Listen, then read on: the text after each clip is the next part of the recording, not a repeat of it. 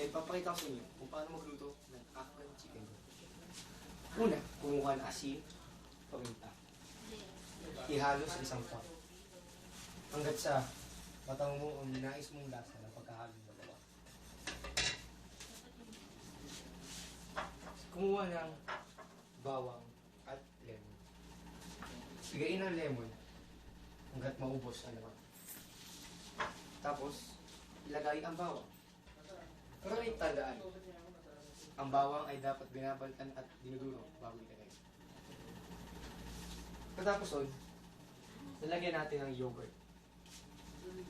Lagyan ng yogurt. Depende sa ninanais mong dami.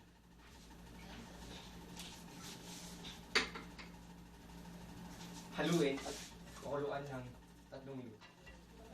Kapag pinakukuluan, kumuha ng pitsyo ng manok. Balatan at tanggalin ang taba hanggat maging puti, gaya ito. At saka, ihalo sa minarinade na yogurt. Haluin sa mga 3 minuto at pakuluan. Matapos ang 8 minutong pagkakulo, ilalagay natin sa isang lalagyan.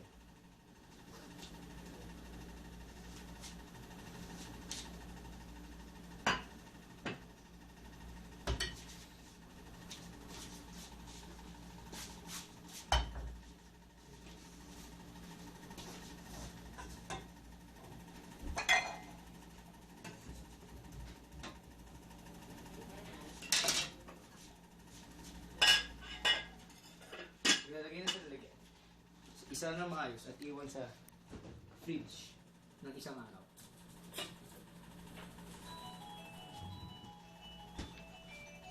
Pagkatapos ng isang araw, kukunin mo yun at piprituhin mo sa isang